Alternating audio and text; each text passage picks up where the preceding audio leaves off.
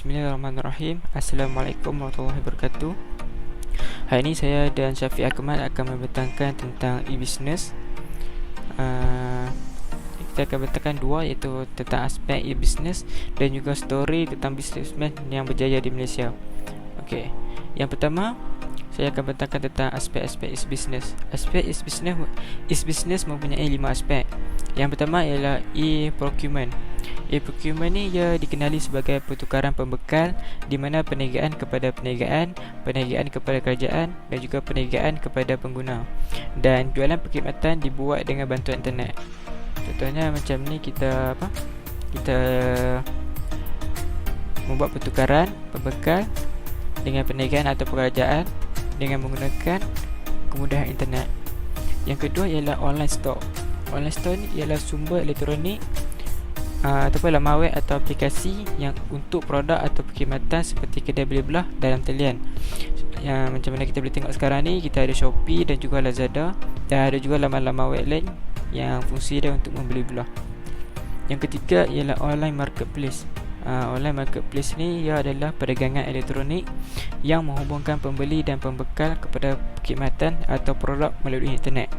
Dan perlu diingatkan juga, pengendali pasaran dalam talian hanya membentangkan inventory orang lain dan menyediakan kemudahan transaksi. Yang keempat ialah online communities. Komuniti dalam talian juga dikenali sebagai komuniti web atau komuniti internet, ataupun ialah kumpulan orang yang mempunyai minat atau tujuan yang sama yang menggunakan internet untuk berkomunikasi antara satu sama lain, dan ia juga digunakan antaranya individu dan organisasi untuk menyediakan keputusan transaksi. Dan yang kelima ialah online companies. Online companies ni adalah kerjasama perniagaan elektronik yang menghubungkan syarikat individu dan membentuk perniagaan maya dengan tawaran transaksi biasa. Dan itu sahaja daripada saya. Selanjutnya akan disambung oleh Syafiq Akmal. Sekian, terima kasih. Terima kasih untuk Muhammad Alif Najmi kerana telah menjawab untuk soalan pertama. Nama saya Muhammad Syafiq Akmal akan menjawab untuk soalan yang kedua, iaitu tentang membincangkan kisah kejayaan ahli perniagaan yang berjaya di Malaysia. Saya dan rakan saya telah bersepakat untuk memilih Kamaruddin bin Maranun. Kamaruddin bin Maranun ialah ahli perniagaan Malaysia yang kini merupakan pengurusi Asia dan CEO untuk Tune Group. Kamaruddin dilahirkan di Miri, Malaysia pada tahun 1960. Beliau berketurunan Minangkabau dari gugur rendah Agam, Sumatera Barat. Beliau juga menerima diploma sains aktuari dari Universiti Teknologi Mara dan menerima anugerah pelajar aktuari terbaik Institut Insurans Hayat Malaysia pada tahun 1983.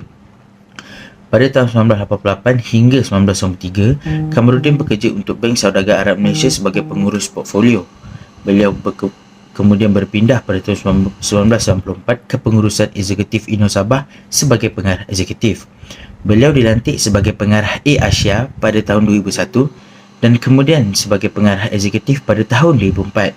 Kemudian sebagai timbalan ketua pegawai eksekutif pada tahun 2005, dan beliau mengambil alih peranan sebagai bendahari di samping itu pada tahun 2012.